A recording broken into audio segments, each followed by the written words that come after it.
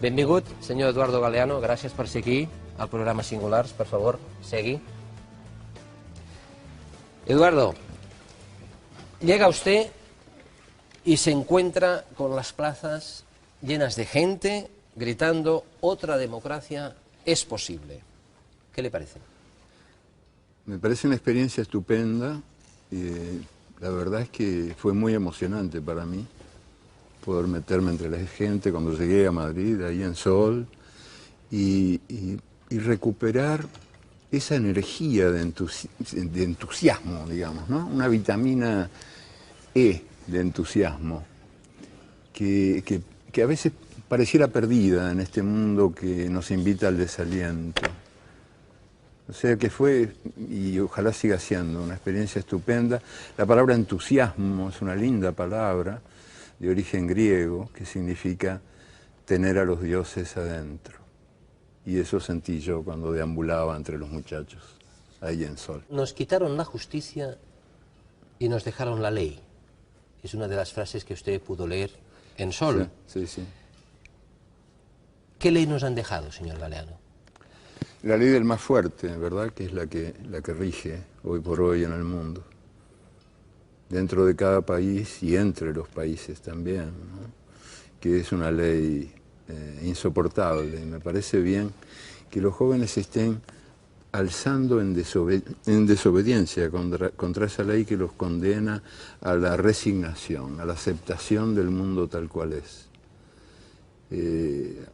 Hay en toda América Latina, en casi toda, no en toda, pero en casi toda, un problema visible y preocupante, que es el divorcio, la separación, yo diría que el divorcio entre los jóvenes, entre las nuevas generaciones y el sistema político, el sistema de partidos vigente.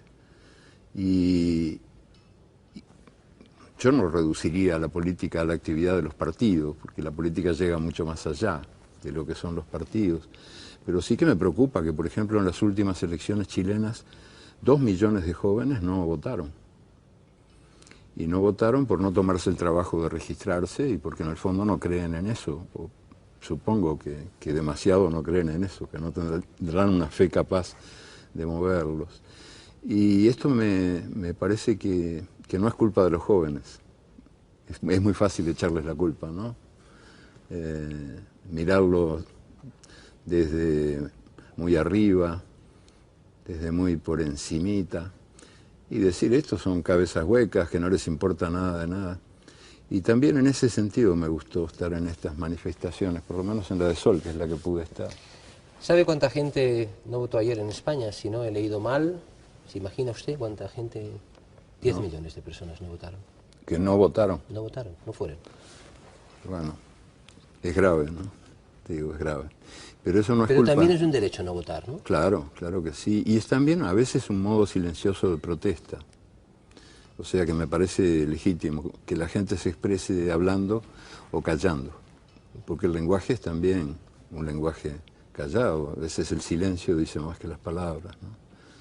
Y bueno, lo que me gustó es ver toda esta ebullición de una protesta pacífica, sin violencia, como la que vi circulando entre la gente, a diferentes horas del día y de la noche también, muy solidariamente, pero muy unidos en una causa común, sostenida con convicción a partir de la situación muy penosa que viven hoy por hoy en España y en muchos otros lugares del mundo, sobre todo los jóvenes, ¿no?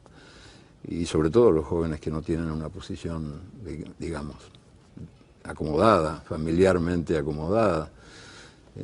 Uno de los lemas de ahí de Sol decía, con causa pero sin casa, que también me pareció revelador, porque buena parte de la gente que se concentra allí, de estos muchachos, han quedado sin casa y sin trabajo. Digo, son dos cosas que hay que tener en cuenta. ¿Sabe qué pasa en estos momentos en distintos países europeos? Yo supongo que en su mundo, sí.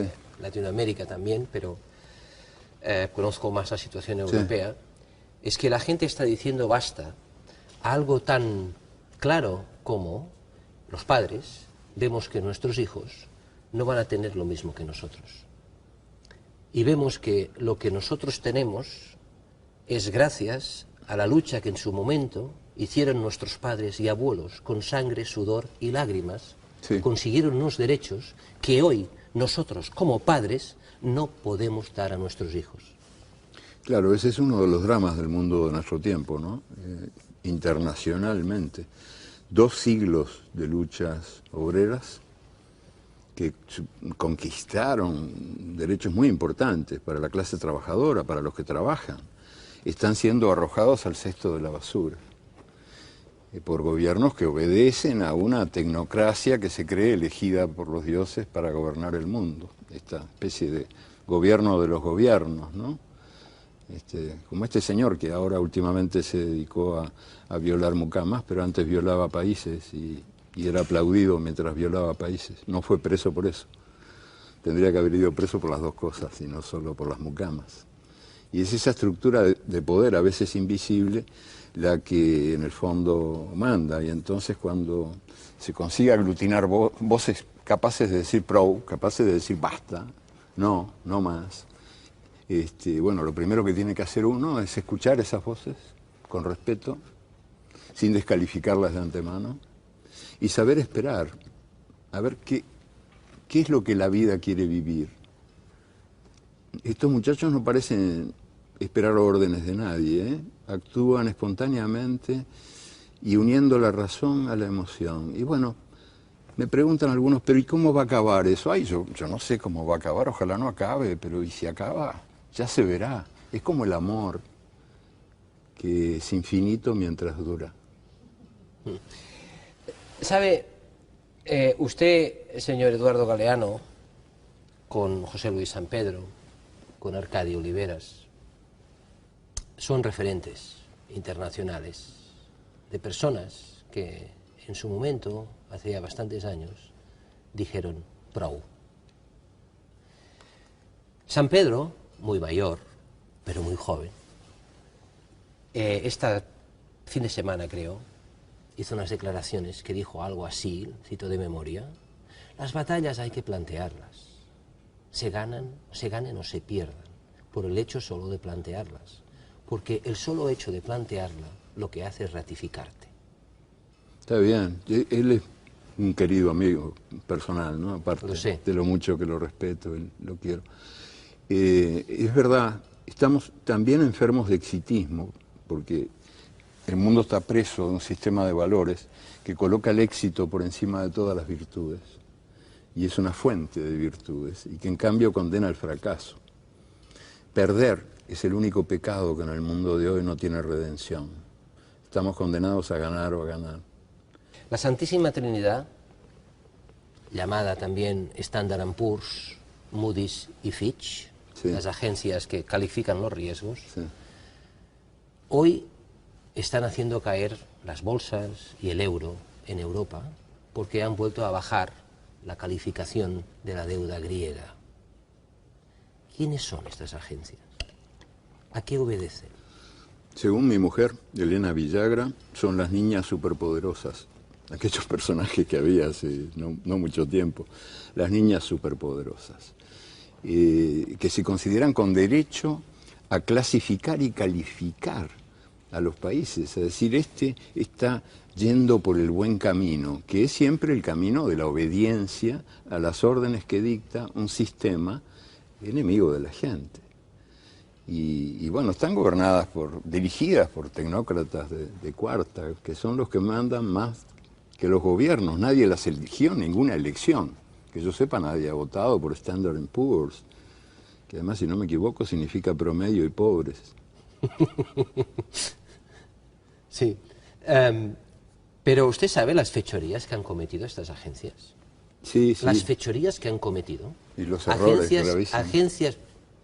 Bueno, yo entiendo que uno se equivoca cuando se equivoca, porque no quiere equivocarse. Sí. Cuando ellas calificaron con AAA las hipotecas basura, no les ha pasado nada. Nada, absolutamente nada. Sí. están hundiendo países enteros, están jugando contra países enteros. Y aquí nadie dice nada. Y los banqueros de Wall Street, que fueron los principales protagonistas de esta crisis, que probablemente es la crisis más grave que el mundo ha sufrido en muchos siglos de historia, quizás la estafa mayor jamás cometida, bueno, ninguno de esos banqueros fue preso. Van presos los ladrones de gallinas, pero los banqueros superpoderosos, como las chicas superpoderosas, esos no van presos nunca. Y cometen crímenes de lesa humanidad. Yo vi ahora que el Tribunal Penal Internacional quiere juzgar a Gaddafi, bueno, que no es ningún santo y que seguramente merece ser juzgado, pero mucho más merecen ser juzgados estos señores que han arruinado el planeta. No, hoy cobran más que ayer. Sí, han sido recompensados. Yo había hasta propuesto una campaña, cuando los veía llorar sus miserias a los pobres banqueros, que habían sido los que habían cometido este desastre, y junto con otros compañeros habíamos articulado una campaña que no tuvo éxito, que era adopte un banquerito. Adopte un banquerito, pero se ve que el mundo tiene mal corazón de lata, y nadie nos hizo eco. Y usted, Eduardo Galeano, ¿cómo se explica que en estas reuniones del G20, el G8 o el G1040, da igual, ¿por qué ningún mandatario, por qué ningún gobernante, los hay de izquierdas, por qué no se levanta y dice, prou, se acabó, este mundo no es posible, yo no voy a condenar a mis conciudadanos a la miseria, prou, no, basta? ¿Por qué? ¿Por qué no hay ninguno que se levante? ¿Por qué? No, algunos sí se han levantado. Y ¿En el G20? No, fuera del G20. Ah. En el G 7.000 millones. Bien. Que es el que abarca a la humanidad entera. Unos cuantos se han levantado y han dicho basta. Y por eso, bueno, han sido condenados al infierno, claro. Por ejemplo, me acuerdo cuando el presidente de Ecuador, Correa, anunció que no iba a pagar la deuda que no fuera legítima, o sea, que hubiera nacido de la trampa, de la estafa o de la violencia. Ardió el mundo. ¡Ay, pero Ecuador se acaba ese país, va a naufragar! ¿Cómo alguien se atreve? Y no se acabó nada, porque era perfectamente legítima la decisión de no pagar las deudas ilegítimas, que son las que estrangulan la mayor parte de los países, sobre todo a los países más pobres, ¿no? O sea, no es el problema de que no haya quien lo diga, sino que no tiene, digamos, hay un sistema que absuelve o condena según la buena o mala conducta de los diferentes gobiernos, pero a veces las lecciones de vida, las lecciones de dignidad que el mundo necesita, las dan los más pequeños. Por ejemplo, Islandia. Islandia es un país minúsculo, chiquitito, perdido ahí en los mares del norte del mundo, habitado por poca gente, no sé, 150.000 personas o algo así, 160.000, que es el que más claramente ha dicho no, en estas circunstancias muy difíciles, al Fondo Monetario Internacional y a la dictadura financiera que el mundo padece, en 2 plebiscitos, porque el Fondo y la Unión Europea, por cierto, le habían dado la orden a Islandia de que la población, o sea, los islandeses, tenían que pagar la bancarrota de 3 bancos de allí, 2 bancos muy importantes y el otro no tanto, que habían recibido depósitos de diferentes países y que no podían pagarlos. Entonces, la población iba a pagarlos a 12.000 euros per cápita. O sea, cada ciudadano iba a tener que pagar 12.000 euros por la bancarrota de los bancos, que yo no digo que sean todos los banqueros delincuentes, pero hay banqueros que son los asaltantes de bancos más peligrosos. Ellos son. No suena ninguna alarma avisando que entran, porque al fin y al cabo entran en su casa. Pero esos son los más peligrosos. Y la población de Islandia fue capaz de decir no lo aceptamos. Y se hizo un plebiscito, y como al Fondo Monetario y a la Unión Europea no les pareció suficiente, bueno, tuvieron que hacer otro, y ganaron los 2. Islandia se negó a aceptar como destino la obediencia del débil ante el fuerte.